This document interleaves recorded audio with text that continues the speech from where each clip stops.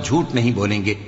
اور یہ کہ بعض بنی آدم بعض جنات کی پناہ لیا کرتے تھے تو اس سے ان کی سرکشی اور بڑھ گئی تھی، اور یہ کہ ان کا بھی یہی اعتقاد تھا جس طرح تمہارا تھا کہ اللہ کسی کو نہیں زندہ کرے گا، اور یہ کہ ہم نے آسمان کو ٹٹولا تو اس کو مضبوط چوکیداروں اور انگاروں سے بھرا ہوا پایا، اور یہ کہ پہلے ہم وہاں بہت سے مقامات پر فرشتوں کی باتیں سننے کے لیے بیٹھا کرتے تھے، اب کوئی سننا چاہے تو اپنے لیے انگارہ تیار پاتا ہے، اور یہ کہ ہمیں معلوم نہیں کہ اس سے اہل زمین کے ساتھ برائی مقصود ہے یا ان کے پروردگار نے ان کی بھلائی کا ارادہ فرمایا ہے، اور یہ کہ ہم میں بعض نیک ہیں اور بعض دوسری طرح کے،